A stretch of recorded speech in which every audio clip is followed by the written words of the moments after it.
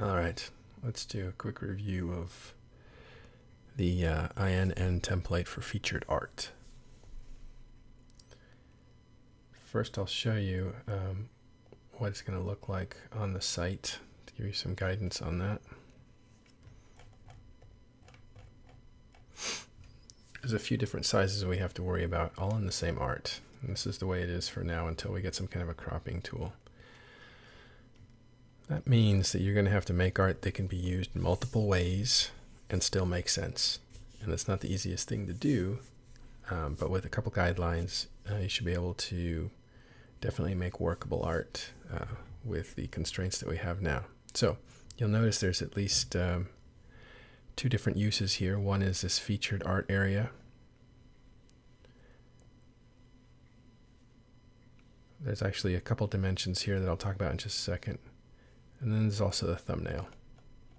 You can see that same story as here. It actually has a different cropping. The wings are cropped, and so is that scale. The scale is full here. Okay, so there's actually three different images going on. Sorry, three different dimensions to this one image going on. One is you have the full width that ends here. And then there's this area here where it goes on, and that is actually part of the image. It's just blurred and textured by the site. And if you look here, it changes here. You can see that the art continues, but gets all distorted. This is what we call like a distortion area. It happens over here as well. These lines actually travel all the way to something going on here, but you can't see it's kind of distorted. And so we'll check that out in just a second. Why don't we do that now? Here's a distortion area. So this is a navigation bar. This is the blue box. Navigation bar, blue box, distortion area. And that's what this is. You need the art to travel there. If the art doesn't go all the way over here, then this area has no art and no interesting patterns and stuff like that. So we don't want that. We want the art to go all the way to the edge. That means that you have to make art that's actually very wide, right? It's an additional, 10% on each side. Then you got to watch out for this box and this box. That's what happens when we have a featured story. If it's not featured, you don't have to worry about any of this. But we're going to build all art to be featured art. That way, in case it gets used, you don't have to make art a second time. Okay, so that's one image. That same image has to work in this area as well. And this area has much smaller dimensions as far as width. That is why in this area, this actually gets cropped here. So you can't see what's on that side. If we look at the full bleed, you can see that it's all the way to the edge. And if you click into the story, you'll see the full image, and you can see there's a lot of white space here, at least 10% on either side. In that sense, in this one instance, it couldn't be helped, it just had to be white, but in most instances, you'll want that art not to be wasted, and you'll just have art all the way to the edges, like this one. Notice it gets cropped way back. Okay, so let's have a look at that thumbnail. Here's a thumbnail. Let me get a good example here. Here's the blue area. That changes by width, so that will shift. So it's not a hard area. It shifts around and stuff, but for general purposes, this guide here is good enough. This general area, you don't want to put any key information like type or anything like that. Up here is where the number of comments are, and that is clear here. And so again, those are just guidelines of what might be covering that area, so don't put anything too important here or here. Now, if you're going to use text, and I don't think you should for key art, but if you want to, you can. The headline should actually be all the type that's necessary. Any type in art is usually redundant. That's why there's no type here. This explains what the article is about, so you don't need it there. Awful Loss of the Day is the title, so the headline itself can actually be something else. It makes sense here because this is kind of a series. And here you have, specifically you're talking about 3 titans that are down.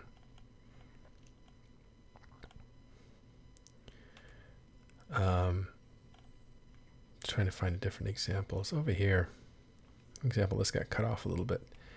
But that is the title of the actual game. So that does have type because it's a title of the game. You want that title treatment so people identify the brand of the game. What happened here is that they used the full space they had available to them, and you can see what happens. And it's because he didn't have the template. It's not his fault at all. It's my fault for not having that template ready. But you can see what happens to that. It breaks down here. You have hold instead of beholder. So those are the dangers of cropping. Well, I can't find a good example of when to use type. These are all actually okay versions of when to use type. But if somebody wants to write something, I encourage you not to, because you want art to be art, and then you want your headline to be the type, with some exceptions as you've seen. Okay, so let's go to the template. So this area here is the thumbnail. It's all one image, right? Use the featured art width and the thumbnail width are all the same image. That means this. You have to put the action right in the center. You have to put the meaning of the piece right in the center. Not over on the left, not over on the right. It's center out, center out.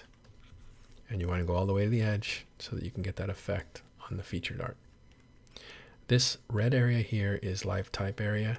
And what that allows you to do, again, if you use type, is not to get too close to the edge, because anytime type is too close to the edge, it looks wrong.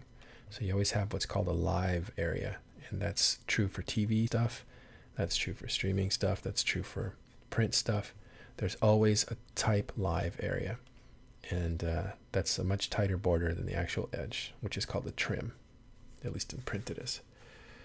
So here's your area for meaning, and then you want to extend that art all the way out to the sides.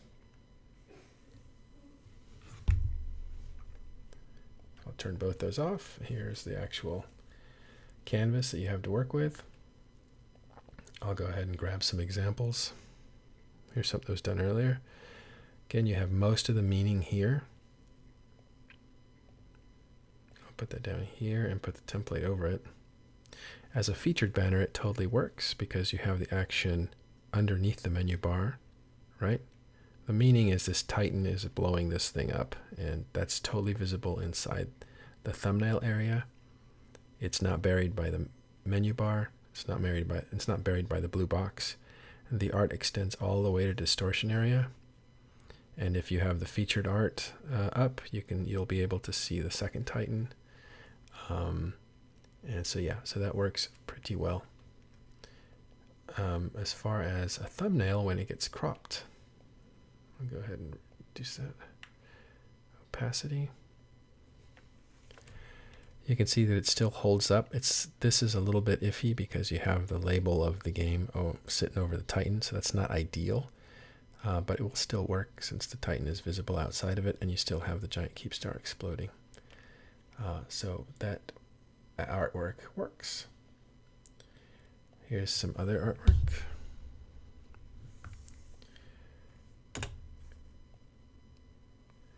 This artwork also stands up to the thumbnail because, again, we have boat right in the middle. This is not ideal here because we have, you'll notice we have this banner sitting over the logo for Talking in Stations, which is what this is about. So there's a collision there. It's okay, this is kind of part of the background, but the point is you can still see boat. You can see that there's like frenetic art around him, which is kind of his personality. And it also holds up as feature art because it goes all the way to the edge, so you'll get that nice bleed off. Here is words that fall off the picture. They'll get clipped here, so you won't actually get this. So I would have moved this to about here so that it could read and then let the distortion read for itself. Yeah, so that's that. One more that's worth looking at is this one. As featured art, reads very well. Unfortunately, and happens a lot, when we ever have images of people, their eyes get clipped by the navigation bar, and you can see that's happening here and just barely here. So I would have cheated these people down a little further, or I should have, because I think I did this, and it's great because it has art all the way to the edge. You have ships. It all works out very well. Except here, would have lowered them. If this was a composite, I would have put them closer together and lowered them so they would have been below. Their eyes would have been below this, so they don't look blindfolded. And I might have left her there because it's kind of, sometimes when you have a half face, it's kind of cool looking. You can get away with that, but never less than half a face. Sometimes a little bit more. And as far as a thumbnail, it totally works because you have both people inside of it, and so that chemistry is there. So those are good. Those are very acceptable pieces of art.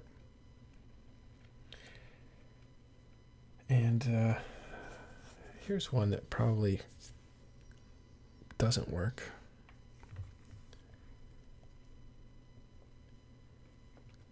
Maybe it does. I don't know. We'll see how it looks. So here it is. It looks pretty good. Full bleed, except his eyes kind of get clipped, so that's not good. This little detail's nice if it gets clipped. But always when you frame a face, you never want to cut the chin off. Never. You always want to cut the top off. You can come as low as the eyes, but never cut the chin. So that's probably why this got sacrificed, the eyes up here, and because it always looks wrong when you cut a chin off. The art, just the color goes to the edge, so that's not a big deal. There's definitely nothing behind this box, which is good. Navigation bar kind of clips his eyes, but that's almost okay. Here's where this image might break down. Pull this back. There. It kind of does, this is actually passable because, again, if you're more than half the face, it looks kind of cool, it looks kind of intense. And if you have the chin, that works too. So this does actually work, even though it looks like it wouldn't. There's a lot of white space here, or empty space, and that's okay because if ever you have a person's face, you want it to go into empty space. The only time you ever want to put a face in the middle, when he's looking in some direction, and you have too much, and you have space behind him, is a horror movie, because then you're expecting something to hit him at the back of the head. And that's how they set up a horror shot, is they put the face in the middle looking out, and because there's a little bit of space in the back, you know action's going to happen there, and you're expecting something to happen at the back of his head. So unless it's a horror film, which we're not doing, don't do that. Always put the head looking into empty space. So you always want him backed up, and that's why this is positioned the way it is. He doesn't have anything behind him that's going to sneak up on him and whack him in the back of the head. His face is here. It's big. It's cropped tight. His chin is still there. It doesn't matter where his hairline is. We really don't care. It's just the chin that's important. And he's looking into empty space. So that's actually framed properly. There's more examples here, but I think you pretty much get the... let's do this last one. Great dynamic, exciting shot here by one of our guys. And we positioned it right in the middle. Sometimes we run out of art, which probably happened here. And because this distortion area is not important at all as far as making sense, you can totally clone the image out into that area and not worry about how it looks. Does it make sense? Do things continue? That's just a distortion area. It's not going to have any real clarity to it anyway. This is not completely ideal because the picture, the Tempest is too big. That's the Tempest, isn't it? For this space, actually, increase that. And kind of a nice area of detail is missing because it's behind the featured box area and the menu. So it's not ideal, but this ship its action is back here in this area, but it needs that long foreground. You can't clip that off. That's part of the projection of the ship. So that just kind of had to be sacrificed. And again, this is kind of the same dynamic as face. That long area is its nose, and this is its head. And so it needs a lot of empty space to go into, not a lot of space behind it. So if this was actually moved here where you could actually see it, it would not feel right. So that's why that was that way. What we could have done is flipped it completely on its horizontal axis, and that would have freed up the image to have detail here, which would have been good. But this works really well as a thumbnail. As you can see, it's beautiful as a thumbnail. It fits perfectly in there. And you get all that color and excitement. Okay, so I'll go over the template one more time. The thumbnail area is going to be in the center, so you want all action to be in the middle, and then you want it to go from there. I did show you some exceptions with a head over here, but you got to be very careful with those. And make sure that the face is looking into some space, but is not cut off past half its face. That starts to look weird. Over here in these distortion areas, we definitely don't need any meaning, so you can just put color and clone, texture out there. It's totally fine. See, the top is used here in the thumbnail. See how it goes a little bit higher. So be careful there. Make sure that this all makes sense and looks good and is cloned properly. And again, if this is a thumbnail, this is generally what people will see on the front page. When they see it as a featured image, it's going to need to conform to these limitations. And when this is lifted, this black area is what people see when they are looking at the image on the site. And so let me make a correction. When I said this area here is distortion, you don't need to worry about it. You kind of do. When people see the full page, they're going to see edge to edge. So the art needs to make sense in all areas of the image need to make sense. It can make less sense on the right and the left because people will forgive it if the focus is in the middle. They look at the middle, they get their information, and essentially what's peripheral on the left and on the right kind of gets ignored or is less critical to meaning. So center has to have the information, and then from there you go out. All right. I did this alone, so there's no questions, which is great.